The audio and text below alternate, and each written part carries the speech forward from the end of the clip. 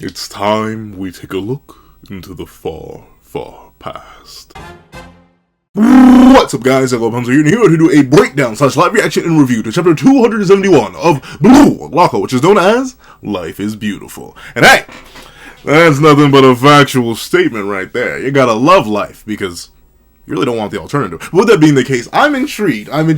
Obviously, we're getting a backstory in the middle of a neo-egoist, well, not even just neo-egoist, but like in the middle of a Blue Lock game. Rin's been lacking a goal a little bit. It's a Rin back to, I don't know. Don't get me wrong, Rin going goalless this match would be absolutely crazy and undeniably, and I mean undeniably, solidify Isagi as number one. But I'm smelling a goal in the near future. Which is crazy, because I feel like the KAISER goal, like, even in our time, wasn't that long ago. So we're like, I don't know, maybe because I'm just thinking differently about the pacing of this match, but I feel like we're moving at Mach 47. But let's not waste any more time, and let's hop right into the chapter itself. Ending me, are you ready? 3, 2, 1, go. What's up, guys? That guy with a pencil here. Fun fact, I do happen to have it on me. Oh, I do happen to have it on me and keep it on me at all times. And another fun fact. Come on, y'all. Come on, y'all. Y'all know what time it is. Yeah, you know we got a pre-draw. Of course, it's peak luck. It's peak every week, so I got a pre-draw so far. Once again, I've been reviewing this manga for well over a year now, and there have been chapters that have disappointed me.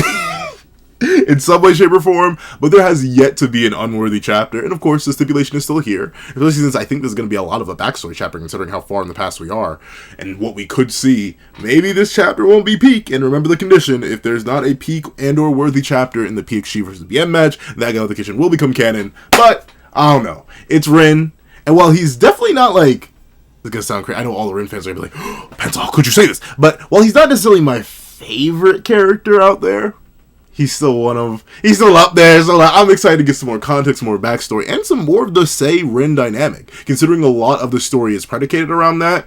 Like, literally the entire U20 match ends in a very specific way because of this brotherly dynamic, so I'm very interested to see where it goes. So let's not waste any more time, let's actually hop into the chapter itself. We're back! Hey, Rin! You broke your toys again, didn't you? Why do you keep doing this? That's a good question. I mean, I guess maybe he just violent a little bit. Like, I don't know. Notably, I'm trying to think back to when I was a young lad. Jeez, it's so long ago. Back in my day, we still had a dollar menu, dog. Oh, I'm getting old. But would that be the case? No. I think I've seen my analytics. I'm assuming a majority of y'all know what a dollar menu is. I'm like that old. But would that be the case? Yeah. But then again, I was weird in a different way. Where Rin is a little bit different because he breaks his toys. I just didn't necessarily play with them too often. Like, my mom especially always cites that you were weird to get gifts for, because like you didn't really play with toys. The most we would get you was like a toy or like a science kit, and you'd love it, and that's it. That's like the only thing that ever engaged with me. So I don't get the whole idea of breaking them, but I understand not interacting with toys in a traditional sense. Mainly because, I don't know, it's weird. I can't say I didn't have imagination. I loved reading. I loved drawing. Shocker. The guy with the pencil loves drawing. But, like, I loved all that. But for some reason, toys just never were my thing. But it looks like this is a repeated issue.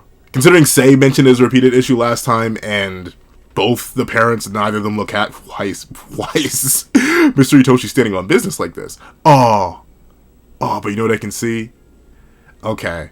So Sei inherited the dad's hair texture in terms of the fluffy spikiness, but his mom's hair color, while Rin inherited his dad's hair color, but the mom's more like flowing, fluffy hair. Oh. I'm more of a, well, I don't know, this is like a partial view of the mom's side. I'm much more like my mom.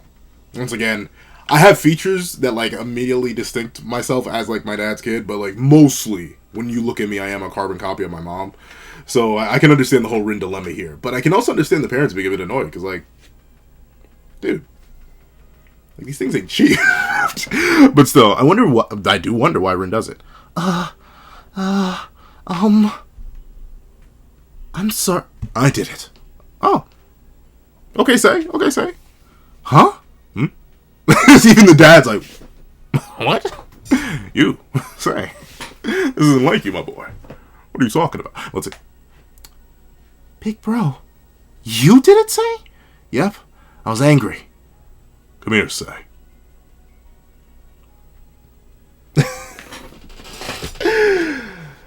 Oh, Lord. You know, there's and this is one thing. It's gonna be a balance, right? Because like you gotta have something. Who knows? Once again, I'm not married at the moment. Do not have kids. But it's good. One thing I'm gonna be concerned about raising my kids. I never want my kids to be like scared of me. Because like, hey, I produced you, so hopefully you trust me enough that you're not scared of me. But I can still remember all the times. Even sometimes now, I'll jump a little bit when my dad is like, pencil, come here. Especially like, if y'all know the fear of your full name being dropped. If y'all have a full name, like I know some people just have their first and their last name. They don't actually have any middle names. Like I have my middle name, and when I hear my full middle name when I'm visiting my parents, it's like, I'm in danger. Especially with my dad. So I can understand the genuine fear.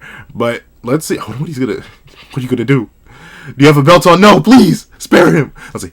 Okay. Oh, okay. Oh, so they got their tongue sticking out habit from each other. I wonder if we're ever gonna see Sei do this, like in the modern day. We switch manga, I guess, huh? Hold on, let me hit that roar real quick. That's a Chewbacca. That's not a roar. That's the closest I'll get. Back in the day, I used to think I could hit a mean lion roar, but like listening back to some video of that, like no, I could not. That's all I got. You're gonna get a mean Chewbacca. It's all over. There's no stopping the ultimate monster. It's the end of the world. Hey, look at that. Evil Man is trying to stand back up. Evil Man? Evil Man? Okay. Let's see. What? It's been more than 3 minutes. He should be out of power for his giant form. Oh, wait, he's not making those sounds. Let's see. Flashing lights. What is this? Is he growing wings? Whoa! What the? Incredible! I feel like he's drawing on our life energy. Are you sure he's the protagonist? You know what? I'll take a morally great hero, but like, what do you mean our life energy? Why you taking my stuff? I already got limited time. Why are you taking my juice? Don't take my juice, dog. Let's see. I bet he's gonna change into his final form. Frieza? People all around the world are offering their lifespan. It's legit. What? No. Is that wrong with me? No, I wouldn't do that. Maybe if I had no other choice, but like, if it ended immediately versus in a while, then I guess I'd have no choice. But like, if I saw on the TV someone said, "Give me your lifespan," I'd be like, no. I don't even know how much of that bad boy I actually got. I could drop right now. Like legitimately, I don't know. I'm not sliding that over to you for the free. Nah, G. Evil Man. Are you sure you're not Evil Man? Like, what do you mean you're draining life force? Even Gramps is giving up his juice. What? Dog, what? He's gonna fire a beam? Life is beautiful, Blast. No! I mean, I agree. What a twisted way to name the show. Life is beautiful. That doesn't mean you should just readily give it up. Like, I don't know what other people's philosophies on life are. I know some people in my comments are like absolute risk takers. I was doing another series. There was an extremely wild situation that I thought no one would ever say they do. But I saw a couple people in that comment section say they would do the exact same thing, which blew my mind. But like, logistically speaking, it's okay to gamble your life safely. Like, technically, every time you go swimming, you're kind of gambling life. You could cramp up, inhale water, and immediately. But in my opinion, that's gambling your life safely. You can go skydiving. Much less safely gambling your life, but you're still gambling your life, and that's okay. But I wouldn't never, like, don't just give it up for the free. But alright, is it going to take out Godzilla? Oh, okay. So they must be like referencing a TV show or something. Alright. Life is beautiful, Blast! Life is beautiful, Blast! Evil Man is so cool! Sensei, be the ultimate monster! The ultimate monster. Why'd I get Ben 10 flashbacks? One second. Those hero shows are so well made these days. I rewatched all the episodes and cried yesterday. Why are you telling the children? Even if it's what, I don't know. Like, notably, whenever I have to babysit any of my younger family, I don't tell them what I do or like what I watch or like I don't, because like what am I supposed to tell them? Oh yeah, cuzzo, I consumed all of Freyrin. You want to hear about the moral complexities of Fern? No. You don't know who Fern is? But even if it was something like, say one of my cousins for some reason came up to me in their 3-year-old wisdom and said, Pencil Man, Pencil Cuzzo, I have consumed all of Freyrin. Let us talk about the moral complexities of... Spoilers for the manga, so I won't go into it. But still, I wouldn't do that. But okay. I guess she doesn't care. We don't care about that. Okay, darn. We don't care about your existential crises. The fact that you shed tears. Just be the monster. And that do be though how kids be. Let's see. The last episode still makes me cry. Life is beautiful. Oh, what? That's concerning. Young lady, you should not be in charge of these kids. Let's see. We get it. I can't take it. Darn. It's your turn, Rin. Jenga. Or Jenga. My fault. Not Jenga. Jenga. Legally distinct enough. Like, what? I think it's like FIFA or PIFA in this universe. Well, let's see. Rin, tweak it out. Oh, was he just copying the kid? Boom! What are you doing, Rin-kun? And that had to hurt. Like, I don't know. I know some people are into pain. I've never been a fan. I know it's like the comic, but like, I know like I have friends that are like, yeah, I like the struggle. Admittedly, they're like MMA fighters. So like I guess it gets them off or something. But like still, I never got the concept. Like, I'm sorry, you want me to like willingly hurt myself? Nah, I hate stubbing my toe. I can't imagine falling chin first onto sharp Jenga blocks. Let's see.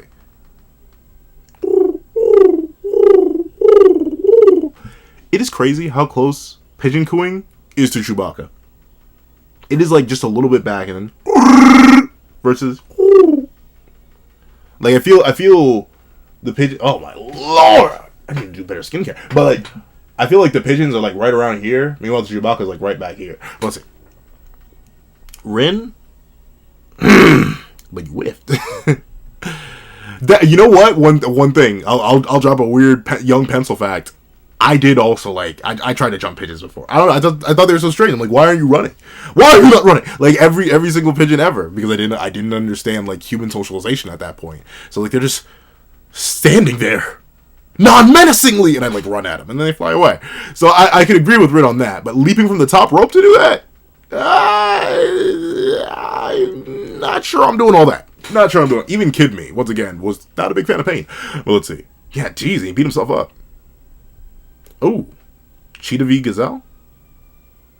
Little man, see, when I say Nomura has a bag, like a bag, like Nomura has a bag, like, and I know, this isn't his first, like, manga that he's drawn. I know there was another one. I didn't end up reading it because it was kind of weird. I'll admit. He did the art for another manga, and I was like, I tried to read it because I like Nomura's art style, but then I was like, oh, why are you making so much noise? That's it. Get off the darn wall.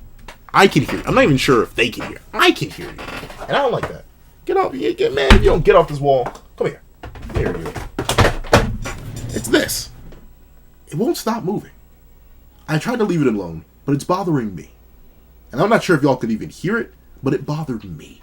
So I'm going to put you over here for now. But, interesting. No, but back to what I was saying. Nomura has a bag, because, like, the ability to draw people this well, and then animals this well, even though this is a little creepy. But I suppose it's supposed to look a little creepy. From the birds, to, like, the pseudo-shonen action manga here a little bit, like, Nomura's bag is deep, y'all. Like, it is crazy. As an artist who, like, struggles to do basic things artistically, like, I can respect and recognize a bag when I see it. And Nomura, Yusuke Nomura, he's got a bag.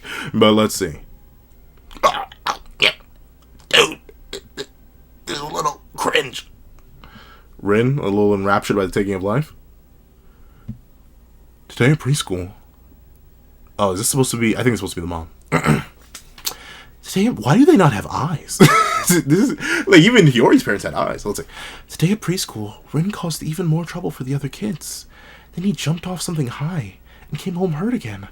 And lately even Sei has been covering for Rin and acting weird. What am I supposed to do as their mother?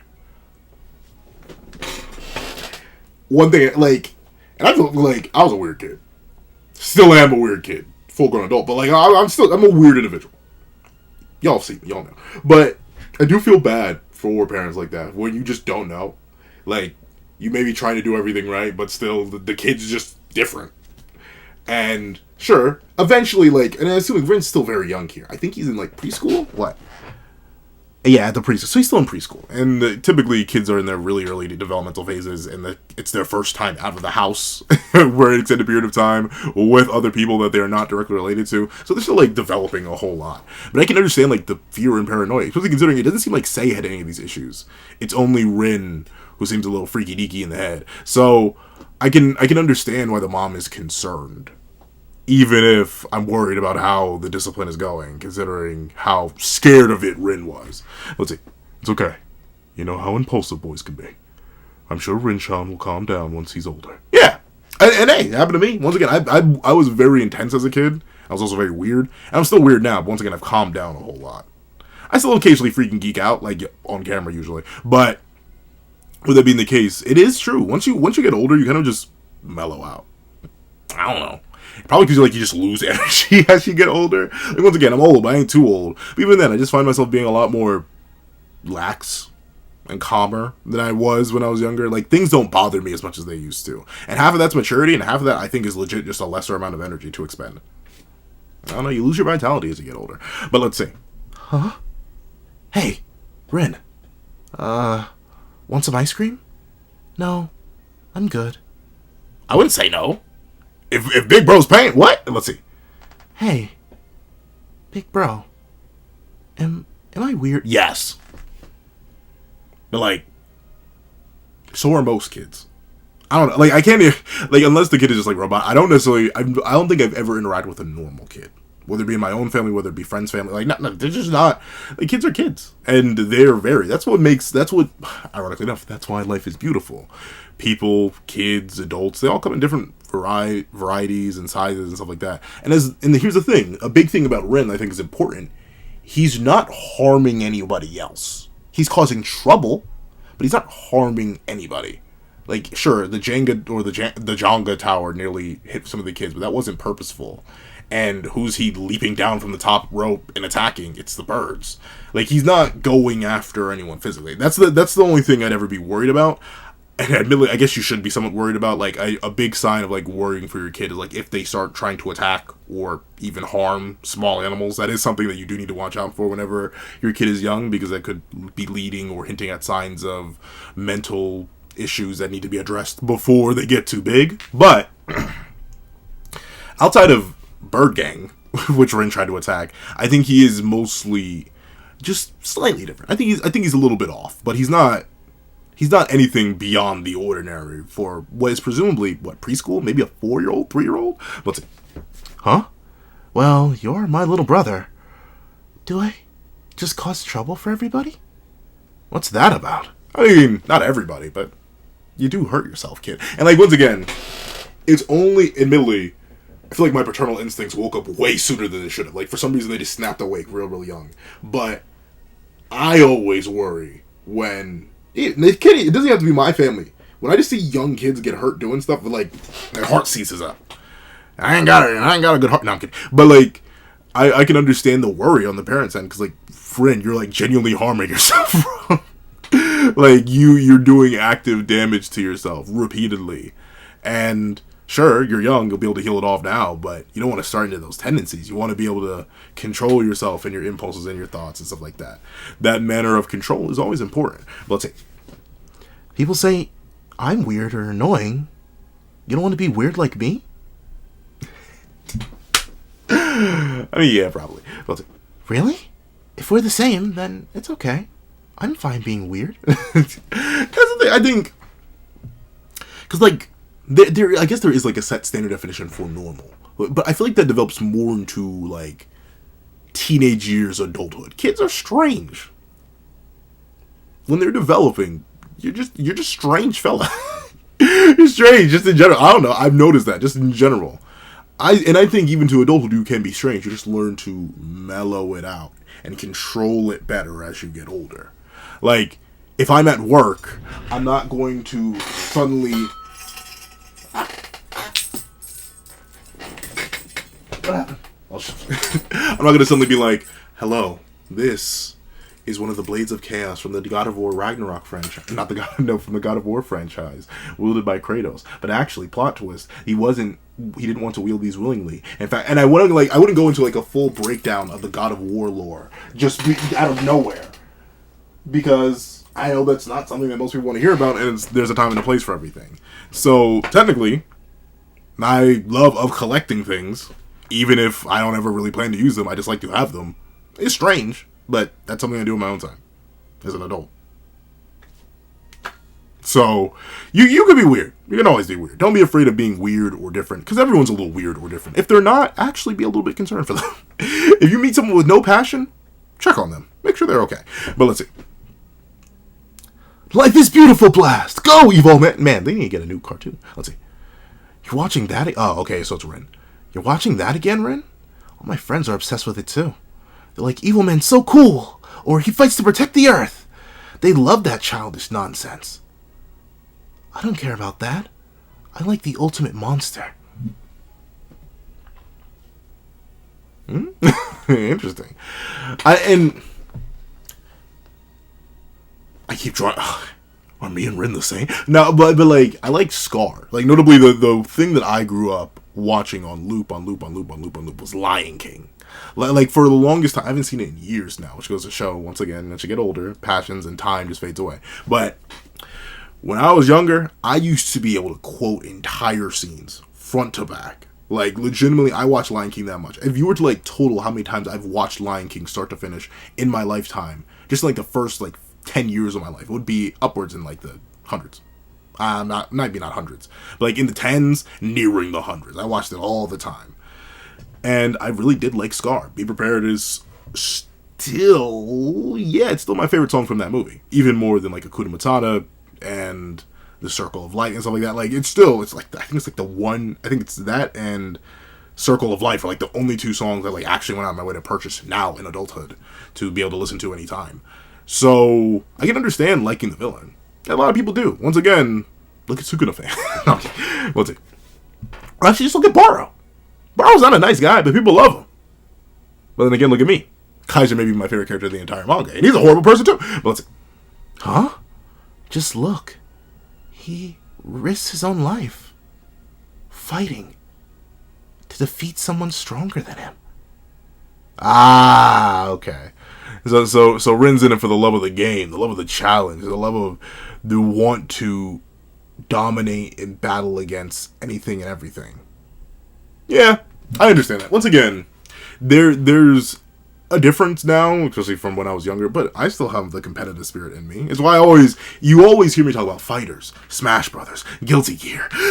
I say Street Fighter, but I don't actually play it. I think I own 5, but I like touched it once, and I only got it because it was like free on PlayStation Plus. But like, I still love fighting games.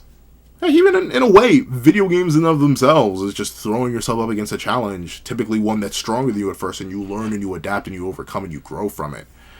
And Rin being interested, if not obsessed with that, want to challenge oneself and improve oneself. I can't say that's exactly not normal. A lot of people love video games. Look at every single Dark Souls fan or Souls-like fan ever. I say that like I'm not one playthrough of Elden Ring away from becoming a Souls-like fan. But still, heck, I played, when it came out, Ghost of Tsushima on the hardest difficulty that was available at the start. I think there was like a lethal difficulty that I never went back and replayed because I was scared. But like, I played through all that. I did a run through of all of Neo 2 except for the final boss because they wouldn't let me co-op it with one of my friends. Like, I understand that want to defeat someone stronger than you at the risk of everything. But of course, once again, unlike Rin, I don't like to do it physically. I like to pick up a controller and do that. I ain't going crazy against nobody in real life, though. It's not a thing I'll do. I want to, like, maybe learn how to do, like, MMA to defend myself, but other than that, no. I'm never seeking competition where someone else, their main goal is to knock me out or harm me. No. But even when his body is full of holes, or when he blows himself up, which is crazy, he keeps fighting to defeat the hero. That's super cool. Yeah. No. Well, at least I don't like, just in general, this is a me thing. I don't like encouraging literal or metaphysical or metaphorical self-destructive tendencies. I don't like encouraging that people. Like, whenever someone tells me, yeah, you know, whenever it hurts, it feels the best. I'm like, you're talking about weightlifting, right? Exclusively weightlifting? Yeah, okay. But just the idea, self-destructive tendencies in general aren't the best. And hey, I got a couple of them myself. I really like to sleep and lay down and eat bad food. So like trust me, I got self-destructive tendencies myself that I'm trying to work to curb. But the willingness to idolize someone who's willing to throw it all away, in some sense, is good, but in the other sense is like, don't let that be your first means of motive, because you have one body, one life. And sure, your life may go on, but you ruin your body in one way, shape, and or form, and it's gone permanently. If you break your arm, and it doesn't heal properly, that arm's just done. You lose a leg, it's gone. Like there are limits to humans in our regeneration. So like, don't get too excited now. Let's see. Rin. So I want to be like that someday. Even if I get all beat up, I want to become someone. I want to fight someone amazing, destroy them, and then die. See, like, no. Yeah, no, don't. Like, I don't know. I've always lived by the philosophy, it's gonna happen anyway, right? Like, it's gonna happen anyway. So do everything you can to enjoy life before it happens. Life is beautiful. Don't just squat. Like, once again, you can risk it. You can fight someone amazing. You can want to destroy them if they're stronger than you. You can throw yourself up against a wall, literally and or figuratively. You can do that, but don't let your own seizure, don't let your own destruction be seizure. That's not the. Don't let your own ceasing of existence or your own destruction be the motivator for that. Or like your end. Don't. You have one life. One. As far as we know, that's all we got. So no, don't do that. Let's see. My ego. Oh, well, shoot. Darn, I'm already at the end of the chapter. What happened? Even say is like, wait a minute, bro. You may be a little weird. Let's see. My ego wasn't just destructive urges. I literally moved it having no context for where I was moving. Hold on. It's for the sake of the Sarate, y'all. Give me one sec. Yeah, it's for the sake of the Sarate. Hold on, let me see. All for the Sarate? Alright. Wait, one more time for the Sarate? Yeah, we love doing it for the sake of the Sarate. The amount of times I've said that with absolutely no relevant context to Bleach is scaring me. It's like just become an active part of my vocabulary. Someone asked me why I was going to a place, and I looked them directly in their face, and I said, it's all for the sake of the Sarate, and then walked off. That person doesn't watch Bleach. They literally called me later that day and asked, what is the Sarate? And I just told them to Google it.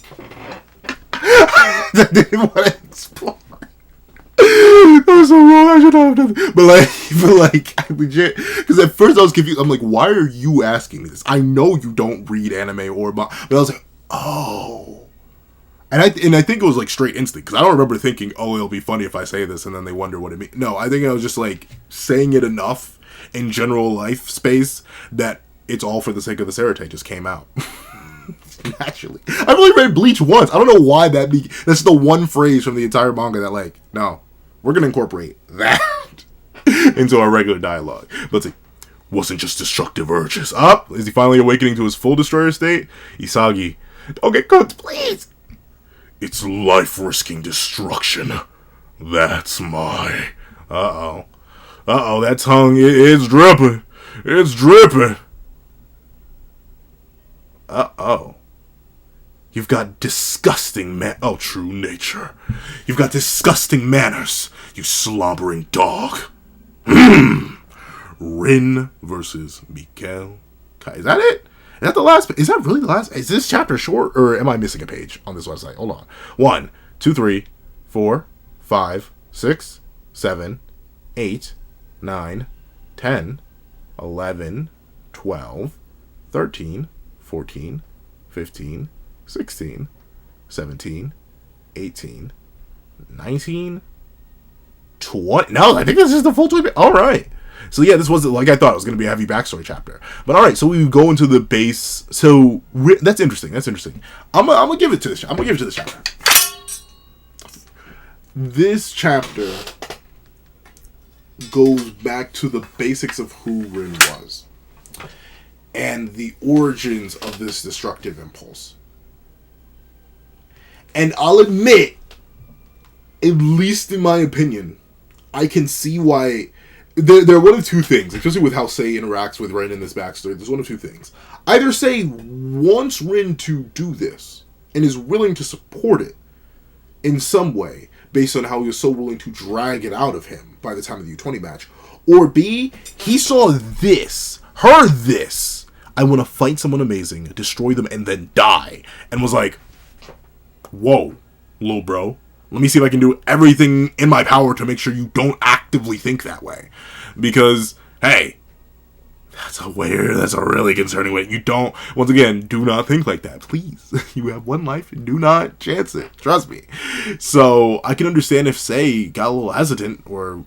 But then again, we know this is earlier in the timeline than when we see Sei acknowledge Rin as a hypothetical soccer partner. So, like, I do really wonder how Sei feels about this kind of mentality and how healthy it is. But ultimately, I feel like Rin's path is always going to leave him as number 2, which I think is perfect for his character, considering he has to be number 1 by the end of the manga. But still, the fact that his whole mentality, his whole ideology, everything that Rin is and stands for is based on a never-ending path, or actually the opposite of never-ending path, a very specific path dedicated straight to destruction, not just his opponent, but himself, even if it means destroying everything he is, everything he was, everything he stands for. He's happy because he got to throw it all away. I don't think that's not conducive. It's okay. Once again, in a way, I always say it's okay to destroy yourself. Isagi Yoichi and Blue Lock talked about it all the time. You have to be willing to change, and changing does require a bit of self-destruction. It's like building muscles. You have to destroy the muscles in order for them to come back stronger. But in Rin's case, I'm not sure how much of this is destroying the muscles so to come back stronger, or destroying the muscles, destroying your one opponent, and then, like, sure, you can recover, but still, I feel like that sort of mentality is definitely going to cause Rin trouble in the long run, and just longevity-wise, because it's a goal that's so specific, and it's a goal that, ironically enough, is basically never conducive to actually being number 1. Because if you're the best, who's this greater rival, this opponent that you're searching for? You always need a better, which is something that both Baro and Isagi's egos both lack. Both of them are so self-centered in a way that they both see themselves as the person who needs to become the pinnacle by any means necessary. Even if it does mean destroying themselves somewhat, they aren't trying to destroy themselves and just end it, die. They're trying to destroy themselves and then come back ever stronger so they can better dive in towards the goal that they were actively trying to achieve. That makes more sense to me. I'm not sure you're cooking, Rin. I like it, though. I do like it, though, because it explains a lot of Rin. And how ultimately, it really explains, now I think about it, explains basically everything. His lack of connection with people, his willingness to use them as toys, no matter how hard they could go and how hard they could break. His willingness to really, ironically enough, embarrass himself. I'll be completely honest. If I saw a 16-year-old on the world stage hitting the... Even if he scored the craziest goal of all time, I'm going to be like, he's a weirdo. Yo, put that tongue away on me. Like, he's not just drooling, which he starts to do here. No, he's got the tongue lulling out. He's going absolutely buku bonkers with it. And that on live TV, he's a strange feller, if you ask me. But still, seeing that, it all makes sense. No wonder Rin was never really one to care about other people. No wonder Rin was never really one to really focus on what his image was or anything like that. Because he never had to. Because it wasn't a part of him. In his basics, Rin is someone who's essentially, in a sad way, looking to die. Which is gonna... something tells me something's going to happen to Rin. Just in the same way that a lot of people are predicting that eventually something's going to happen to Hiyori with that darn leg. I can really, from the bottom of my heart, sense something's going to happen to Rin. Whether it's a good thing or a bad thing, that's yet to see.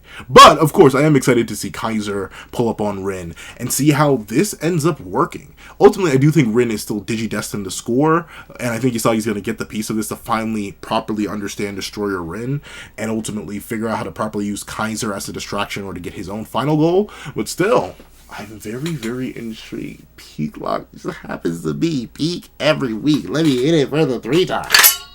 But if you made it all the way to the end of this video, please leave end of destruction.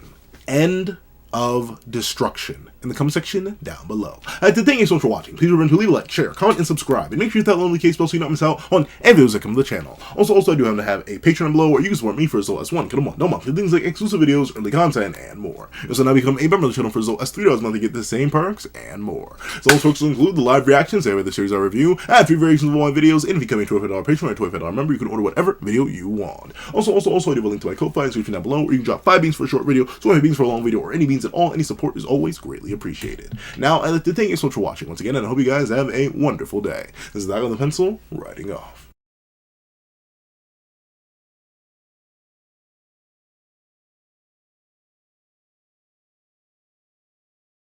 I'd like to thank you to our $3 members, Zena, Greyhound, Astro, Eternal Flame, NMA, Real Rare, G Prosper, Red Wolf 4765, and Paris Arnold. I'd like to give another big ol' thank you to our $5 patrons, Sean, Sammy, Midnight Lord 21, Kevin Encarnacion, Josh Brown, and A+A. And I'd like to give a great big thank you to our $7 members, Autumn Mornings Lazo, Fine, and That Guy. And I'd like to give a great big thank you to our $10 members, Robbie Uchiha, J Warrior, and Akid's Void.